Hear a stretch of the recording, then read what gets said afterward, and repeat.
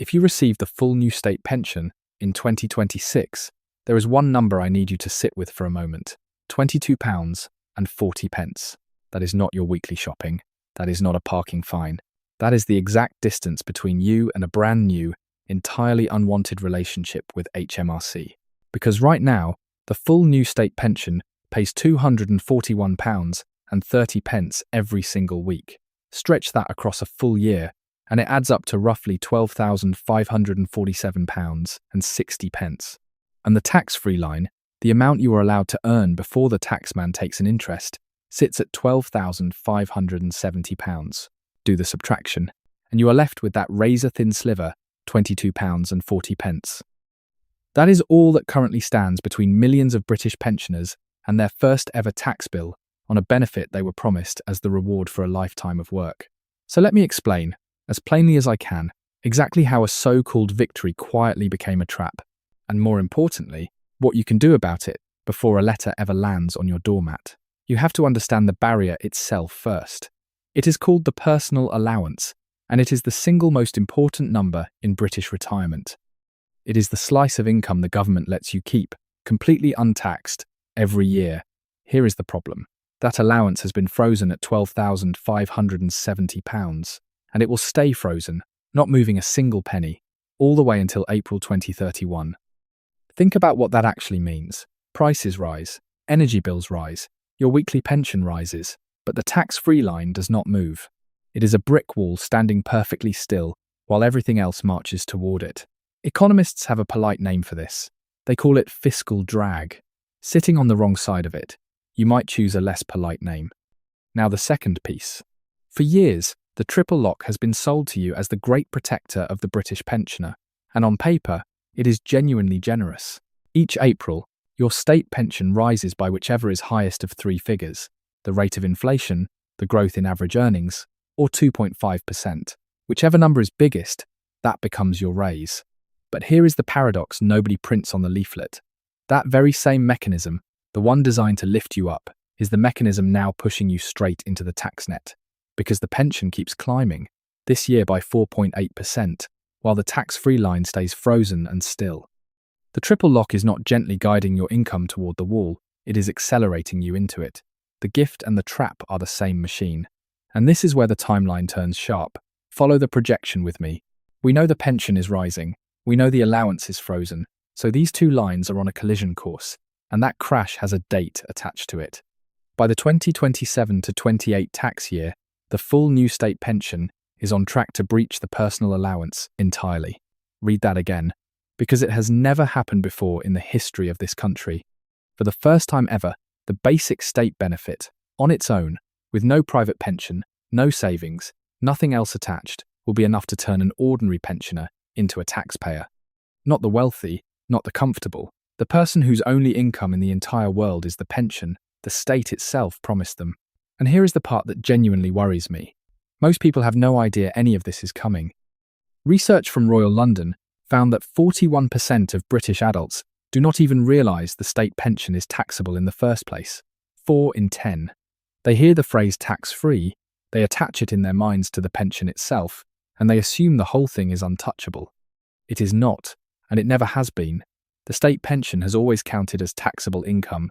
The only reason most pensioners have never paid a penny of tax on it is that, until now, it has sat comfortably below that frozen line. That cushion is about to disappear, and millions are walking toward the edge without the faintest idea that the edge is even there. So how does the taxman actually collect it? This is, to my mind, the cruelest part of the entire design. Your state pension does not have tax taken off at source. There is no PAYE quietly deducting it before the money reaches your account, the way there was on your wages for 40 years. The money arrives in full, every penny. It feels completely, unquestionably like yours. And then, months later, an envelope arrives. Inside is something with the almost mocking name of a simple assessment. It is a letter from HMRC that calmly informs you that you owe them money. Money you were paid, money you budgeted around, money you have very probably already spent. Picture it for a second. A pensioner, careful with every single pound, opens a letter demanding £300 they simply do not have sitting spare. There was no warning.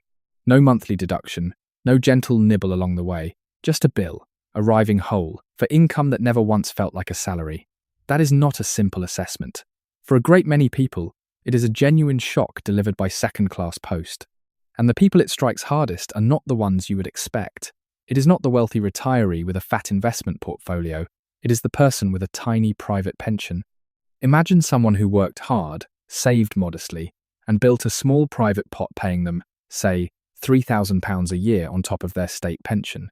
In their mind, that money is their little extra, their holiday fund, the money for their grandchildren's birthdays, a small reward for years of quiet discipline. But once the state pension swallows up the entire personal allowance, that small private pension no longer sits in the tax-free zone at all. It stacks on top, and it gets taxed at 20% from the very first pound. The irony is brutal.